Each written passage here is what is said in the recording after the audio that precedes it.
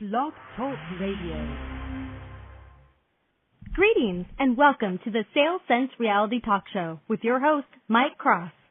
Mike has sold over $100 million in sales and offers Fortune 500 strategies, tactics, and tools to sales professionals and business leaders.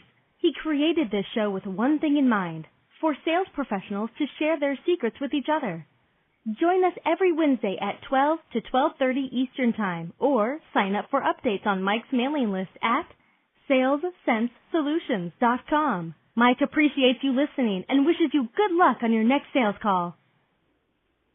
Well, welcome. This is Mike Krause with the Sales Sense Reality Talk Show. I'm really excited to talk about a very popular topic, the word no, today with our guests, Richard Fenton and Andrea Waltz. The word no has been the power keep many salespeople and managers from reaching their goals. In fact, for many, the failure and rejection that comes from hearing no from clients and prospects often sells the difference between success and failure. But what if you and your team can make a simple but radical change in thought, achieving every quota and income goal by simply hearing no more often? Well, you can. Go for No authors Richard Fenton and Andrea Waltz will be sharing their business-building concepts, including how to reprogram the way you think about no, creating a mindset that encourages persistence and tenacity, specific go-for-no strategies that will not only increase sales, but have you feeling energized about selling, even in the face of tough times. Richard Fenton and Andrea Waltz are owners of Courage Crafters, Inc., and the creators of the groundbreaking business-building strategy called Go for No. Through their book, Go for No, Learning Materials and Speaking Engagement, they have made their mission to spread the power of no. Their philosophies have been embraced by people in a wide variety of businesses, industries that have reviews and amazing results. Richard and Andrea just completed their 98-minute personal development video documentary, Yes is the Destination, No is How You Get There, that featured the achievers including Jack Canfield, Bob Berg, Rudy Rudiger, and many, many more. Go for No messages have been in numerous publications, just in the feature sales article Success magazine, and you can reach them at goforno.com. So without further ado, good morning, Richard and Andrea. How are you today? Good morning, Mike. Thanks for having us. Wow, what an intro. After that, even I'm interested to hear what we're going to say. I'm fascinated, too. I was like, wow, I got some good guests here. But anyways, I love the title. I love the book because it's so true. Go for no. We are so ego-driven and very sensitive on our personal. We don't like to be called no. So where did the inspiration come for this book? Well, the inspiration actually came from a true event that happened to me early in my sales career. And if you don't mind me taking a minute here, I'll tell the story because I think it kind of sets up the entire Go for No philosophy. I had been selling cars with my father in the automotive industry, and quite frankly, Mike, and to be brutally honest with all of your listeners, I really was bad at it. My sales were just so abysmal that I reached the point where I realized that I wasn't going to make it in the car business. At least I didn't think I had the talent. See, my dad was one of these quintessential sales naturals who could, start a conversation with anyone, anywhere, anytime about anything. And I mean, in that regard, I just was not my father's son. So I quit the car business, moved from Chicago all the way to Los Angeles. And interestingly, the first job I took was in sales. But this time I took a job in retail selling. Because in retail, I figured I wouldn't have to go out and cold call and prospect for business. I wouldn't have to, start conversations with strangers. People would be coming into me. And imagine my surprise, Mike, when 2 months into my new job in Los Angeles, I discovered that I was failing again. Here I was again with sales that were so bad I thought they were going to fire me. And that's when I had the good fortune of meeting a man named Harold, who was the district manager, who came into the store, and I thought, if I could just impress Harold in this one day that he's there, maybe they'd give me some time to improve my sales. Well, the first customer came in that morning. I walked up and said, "Hey, how can I help you?" And the customer said, "I need to buy an entire wardrobe of clothing." And sure enough, for the next, half hour, I took care of this guy. He bought everything I showed him. Came to $1,100, which for the time period was a good sale. I rang him up, sent him on his way, and I waited for Harold to congratulate me.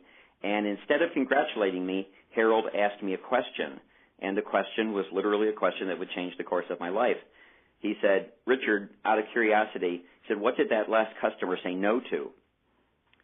And I got a little upset. I said, what do you mean, what did he say no to? I mean, did you not see everything he bought? He goes, wait, I'm not asking you what he said yes to. He goes, I just want to know, what did he say no to? And I stopped and I reviewed the sale from beginning to end, and I realized that that customer had not said no to anything. Every single thing I showed him, he said yes to. I said, Harold, the customer said, yes to everything. He didn't say no to anything. And Harold asked the other really great question. He said, well, then how did you know he was done?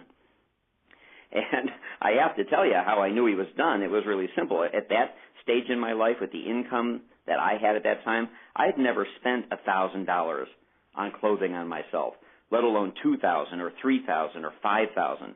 The idea that a customer would go past $1,000, that was outside of my consciousness. And so when you, as a customer, hit my mental spending limit as the salesperson, you were done. I shut the sale down, rang it up, sent you on your way. Harold said, I watched you sell and you're not half bad. He said, but your fear of the word no is going to kill you. But then he added the magical words at the end. He said, but if you could just get over that, he said, I think you could become one of the great ones. And that moment really changed my life, because I went into work thinking I was going to get fired, and I went home that night, 2 letters from greatness, and the letters were N-O, no. What a great story. I mean, that really puts everything together, because a lot of salespeople suffer from that block. If you think $1,000 is a lot of money, that's going to be the end of it. But, that's so true. I love that story. Yeah, we all have this tendency to, what we say, sell from our own pocketbooks or sell from our own wallets, and that almost always limits the opportunity for what you could sell to somebody, and it almost always minimizes the great customer service you could give. Because Harold asked me at the end of that thing, he goes, you know where your customer is right now? And I said, no, where is he? He said he's at the other end of the mall spending the rest of the money you wouldn't let him spend with us. I mean, really hurt. But he was right, you see, because not only was I not selling what I should have been selling and not earning the commission I should have been earning and not maximizing profits for my employer, I was also making it harder for customers to fulfill their needs, which was to get great service and to buy everything they needed in one place. I was making them run around the mall. It was really a big learning. Absolutely, and that person, quote unquote, you left money on the table. That's one of those statements out there too, because that prospect, we don't know until we ask great questions, and we do push for that no, where the limits are, and our limitations are so overwhelming. Just like you mentioned, and $1,000, I would have never thought about spending that on clothing, and his limit was $5,000. Who knows? Right. Interesting. Yep. Interesting. So then you turned around and you started writing a book about it. Yeah, exactly. We used to tell that story in our sales workshops, and it was kind of the thing that everyone clamored for. They loved it, and whenever we would talk about this whole idea of what we called to go for no, it was becoming a bigger and bigger part of what we did for clients. So we decided to write the book, and it's 80 pages with that story as kind of the centerpiece, although it's a fable, which makes it kind of fun and interesting to read. And then we go into some other go for no strategies, some ways that people can, once you get the idea, okay, I think I get it, I need to hear no more often. It's kind of a numbers game philosophy, if you will, but there's things that we have done and things that we've kind of created to help people become more no aware, which is kind of funny in itself, Mike, because, a lot of people, when you ask them, how many no's do you get in a given day or week, they always know the yeses. The yeses are so easy. It's like, oh, yeah, I made 3 sales this week. They know them right away, but most people have no clue how many no's they heard, and probably it's a lot less than people think it is, because as salespeople, we do have a natural aversion to to getting that no. So there might be somebody that we've thought about calling on a couple times, and we just talk ourselves out of it. Right. And one of the things that Andrea and I kind of make sure that we tell people, because like Andrea said, a lot of times it's a lot fewer no's than you think. And we'll say, so how many no's did you get last week? And so you go, I made calls all week. Tell us about Monday. Well, I called a guy in the morning, I left a message, and he never called me back. That was a no. We go, no, that wasn't a no. You have no idea. You don't know if he listened to the message. You don't know if his assistant listened to the message and deleted it. You don't know if he listened and maybe he's thinking about it. You didn't get a no. Right now what you've got is nothing. Right now what you've done is left a voicemail message. Well, then I went on a call and they told me, they were going to think about it. Well, that's not a no. They're going to think about it. That's probably a stall. That's probably a no, but you don't know if it's a no yet. And on and on and on. And by the end of a week, a lot of times people will sit down and when you really push them, for how many times did somebody say, no, we're not going to buy this from you? The answer is very, very few times. And so that's our philosophy is increase the number of those no's, and two things will happen. One, the numbers game will work in your favor, and you'll get more yeses as well. And two, you'll get some definitive no's from people who are wasting your time, so you can then stop calling on them and move on to higher probability prospects who you have a good potential of selling something to. I agree. A lot of salespeople waste a lot of time with the romance sale. The ones that are very nice to them and they're kind and friendly and they never say no. And then it's a very friendly relationship. But however, they haven't asked those big questions yet, and they haven't gone for the no, and they're probably wasting a lot of their time, the prospect's time, and the company's time. It's so true, and it's such an easy philosophy, but very hard, I find, when coaching salespeople, that they don't ask those big questions because they don't like the confrontation. They don't want to feel rejected. So, interesting. Yeah, exactly. They don't want to feel rejected, and they don't want to feel, a lot of salespeople feel like they're being pushy or aggressive. The nice thing is about this philosophy, one of the benefits is that by just being okay with no and kind of forcing the answer, we understand that there are sometimes long sales cycles, and people do need to strategize, and if they've got certain things that are in place in their company or in their business, that lots of things have to get moved and shifted if they're going to go with you as a vendor or a supplier. So certainly time, needs to be given, but I love the way you put it with the romance. We do get in these romance type situations where we're calling on these people and they're nice.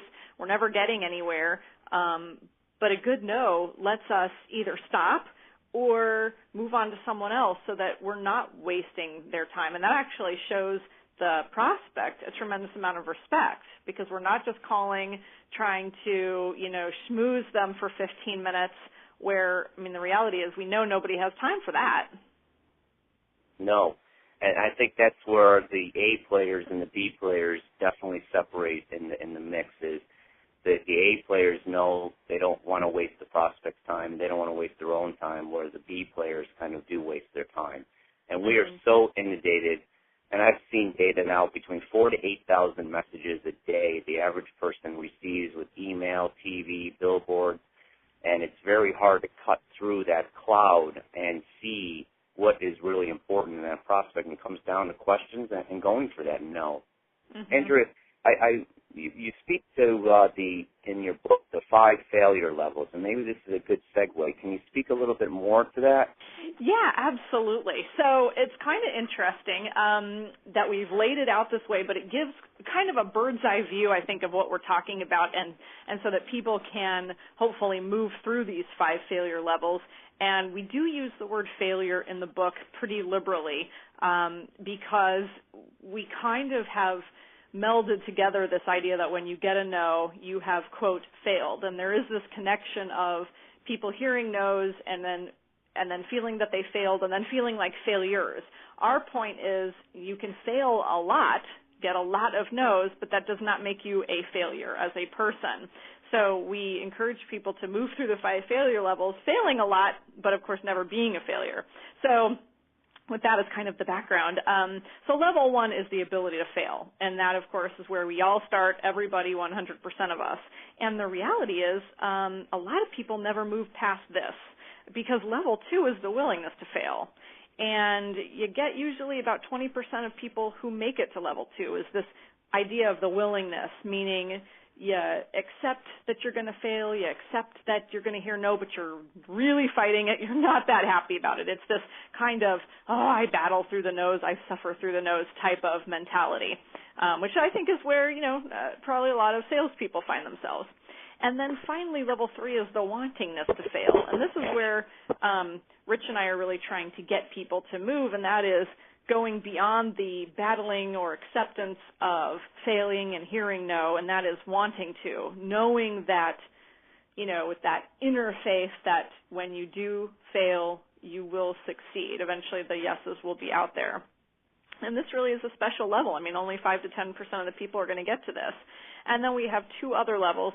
The 4th is failing bigger and faster, and that is, getting the no's quick, speeding up the process so that you can get to the yeses, and failing bigger as well. That is going after the big fish, so to speak. And then finally, failing exponentially is level 5, and that is kind of a function of team leadership. It's getting everyone on the go for no path, getting everyone quote failing together, if you will. Mm-hmm. Absolutely. Oh, yeah, I really, and that's so true. And, it goes back to success. Less than 1% of real success, if you measure it on dollars as success, is the wealth in the world. And it does go, these people have accepted that failure or problems in business or in selling is always going to be an occurrence. You have to adapt and move on and keep going for that no and keep going for that rejection, and that's really where the true success comes out of. And I find, too, I was actually just talking to someone over the weekend, and he said that they went out and they wanted to find, that this is a very common strategy. They send a team out to see the best salesperson in the field, and they want to know exactly what this person was doing. And here's what they were doing. They were working the least, and they were making the most, and they cut bait real fast. And that was because he went for that no right off the bat. Is this an evaluation that's going to be in 3 months or not? Nope, we're looking at next year. Okay, I'll call you next year. Goodbye. And it's so easy to get caught up in because, and I call it the pipe dream, not the pipeline. You have a $500,000 account, right? Or 100,000, or a large percentage of your quota is filled on the whiteboard or an Excel worksheet. And because I've talked to Rich and Andrea, that probably it's a year out, but I don't want to tell my manager that because then I got to go find another big fish, And we keep dancing around these accounts that aren't going anywhere. So because they haven't asked great questions. I love the section on goals, and either Rich or Andrea, if you could talk a little bit more about the science of setting no goals, because I'm a big goal achiever, and any great salesperson, hopefully they're setting some great goals. Right. Well, our whole philosophy in this concept that we call no goals, which does not mean that people shouldn't have goals, that they should have no goals. It's that they should have goals for the number of times they are going to hear the word no in any given day, week, or month. And the concept is real simple. Most people set what we traditionally, I think, all could refer to as yes goals. In other words, we set goals for the number of times we're going to get people to say yes to us. Like, for example, a copier salesperson. Okay, I need to go out and lease 2 copiers this week. Well, 2 people need to say yes. That's a yes goal. Or people set a goal for, I need to sell $5,000 worth of product this week, or whatever the number is. All those numbers are based on how many times people say yes to us. What we teach salespeople to do is, instead of focusing on the yeses, focus on the nos. Set a goal for the number of times that you want to hear the word no from your prospects and from your customers. Now, it might sound like completely contrarian, ridiculous idea. But what people have to understand is that yes and no are completely connected. That when you increase the no's, you increase the yeses. But here's the other magical part of this process. If a person has a goal to lease 2 copiers for the week, and they go out on Monday morning, and they make 2 calls, and both clients say yes, what does the typical salesperson do with the rest of that week? Golf. Yeah. They golf, they go to movies, they sit in the office, they do paperwork, they do a lot of stuff, but I'll tell you what they're not doing. They're not out there leasing more copiers. Because when we hit the yes goal, we all have a tendency to slow down or stop. Imagine that instead of having a goal for 2 copier sales, this same salesperson had a goal to get 10 clients to say no to them. And they went out on the first 2 calls on Monday morning, and both people said yes. It would be lunchtime on Monday, and they'd be behind. Mm-hmm. They'd be sitting there going, wow, I've got a no goal of 10. I've got half a day's already spent, and no one has said no to me yet. Instead of slowing down or stopping, they would have to pick up the pace in order to hit the no goal for the week. And you know what would happen with most of those people? They'd lease another 2 or 3 copiers before the week is over. Because yes goals limit our performance, where no goals, ironically, sometimes drive our performance up. You bring up a great point, and I read Michael Phelps' book, No Limits, and he was triggered by the negative. That was his coach would put things in his locker, stating that Michael Phelps was, an underperformer, and that would just charge him more. I guess as a sales professional, I've never looked at it from the no's. I just always kept hunting for the yeses and the yeses, and then I would always just ignore the no's because there were so many, but I never put that down as a measurement. And I wondered, I probably would have sold more if I would have concentrated on the no's. Well, go ahead. I'm sorry, Mike. No, go ahead. Well, I was just going to say, as you were talking, it reminded me of exactly, it's human nature, and I think we all do that when we're going after a particular target. And the thing with the go for no, no goal is really just focusing on the behavior so that we don't know at the end of the month if you said, okay, well, my goal this month is to get 30 no's. On average, once a day. We have no idea if your normal goal is to get 3 yeses. We don't know if you'd end up with 1 yes or 9 yeses. But the great thing is, and I've done this myself, is when I have a no goal, it kind of forces me to just do the behavior without kind of analyzing where I'm at. Do I really need to make this call? Maybe I'm actually ahead and I don't need to make this call, right? Right. We kind of just we use those things as almost excuses. So it has forced me to go, okay, let me just get this no. I know this person will, let me just get this no. I'll make my goal. And I know Rich has a story that he likes to share around this exact thing. Yeah, well, one of the things that setting the no goals does is that it stops this tendency that we all have to prejudge our customers. And when you prejudge somebody, all you're doing is saying no for them, right? You're saying no to yourself instead of letting them say no to you. So we're on a conference call one day, and there's this young lady who tells this story where she had read our book, and she had set a no goal for the week of getting 10 no's. Now, she worked in the direct selling business. It was Friday afternoon. It's 5:30. She's got 9 no's. Her goal for the week is 10. And she goes, wow, I really wanted to hit my no goal. And she thought, oh, my heavens, my next-door neighbor. Now, he was a doctor, and she had prejudged him for 2 years. She had decided that he would never be interested in buying from her. He would never become part of her business, right? So she says, here I was. I thought, that's it. He's the perfect person. He'll absolutely, positively say no to me. So she walked across the lawn, knocked on his door, told him about the product she was selling. He invited her in, and he ended up being her biggest customer. Now, that's because she stopped prejudging people, and instead of saying, oh, they're just going to say no to me, the no goals forced her into the action of making the person say no to her, and the great irony was she still didn't get the no. But that's the point, isn't it? The point of going for no is the point. Yeah, I mean, the nail on the head is we don't know the limits. Going back to your store analogy there, and your story is that, you probably could have sold them 5,000, but and we're all victims of this as salespeople, is that we stop when we think the client stops. I just presented yesterday in front of a group of salespeople, and I said, don't be your own worst enemy out there. And I even came up with a little thing, cold is gold. Because a lot of them are having the same thing. Oh, they've been with Jim Bob for 28 years. They're never going to go with our company. They're never going to go with our company. I'm not going to stop by and say hello. I go, you're doing yourself a disservice.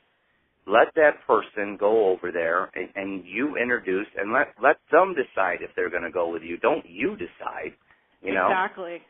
Right, and 9 out of 10, I'm sorry, Michael, but 9 out of 10 times. No, go ahead. Yeah, 9 out of 10 times, when salespeople say, oh, they're with Jim Bob, they'll never go with me. Well, you know what? They were with somebody else before they were with Jim Bob. Okay, Jim Bob probably pried that client away from someone else. So, if you have that attitude, of course, no one's ever going to change vendors. So you have to get that out of the way. Exactly, and I also stated to them, I go ask Jim Bob why they went with XYZ company 28 years ago. And I go, that's your answer that you're looking for, and that's the reason you could sell that person and switch them over to you. But, I mean, as salespeople, we're very, sensitive. We don't want to be told no, which is kind of ironic because we are in a no business. Anyways, Andrea, I wanted to talk a little bit about social media. Do you see any, sales professionals? This is one of those things that people are going to because guess why? It's a little bit, it's not a contact sport. It's more of, let me just send them a LinkedIn or a Facebook, or I won't have to have that confrontation. I won't have to hear no. They'll accept me that way. And I'm just wanted both of you, Rich and Andrea, your opinion on social media when it talks to go for no. Well, that's a great question, and I think you're right. It is a way to kind of get in the door, and it isn't so much a contact sport. I will tell you personally, Rich and I have used it to great success, and ultimately you are going to end up to have to follow up and have a conversation and put yourself in a position to hear no, or at least you should. Sometimes things will fall in your lap through social media, and they have for me, actually. I've made great connections. We've gotten a couple speaking engagements through Twitter and gotten to know lots of people through Facebook and LinkedIn, and made some good connections. And I think the great thing is that people have an opportunity to kind of get to know you on a little bit different plane than ever before. It is that social networking piece. It is a little bit sociability. But the reality is that unless you are really, you just can't sit back and hope that you're going to tweet out enough and do enough links and do enough posts that business is going to come your way.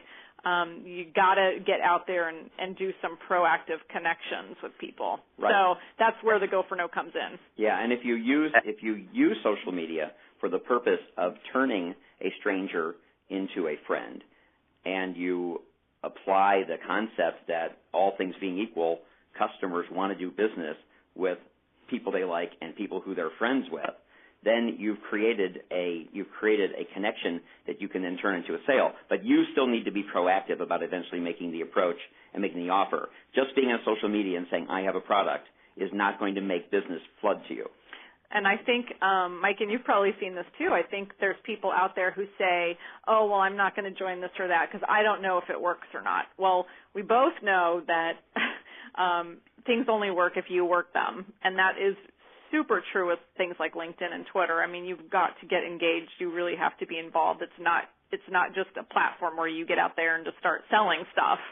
And so if that's someone's attitude, that is just not going to work. It's really about making connections, getting to know people, and really, I I think for a lot of salespeople, getting to know people that do what you do and kind of seeing how they approach things. I mean, one of the strategies that I did, that no matter what you sell, we sell speaking.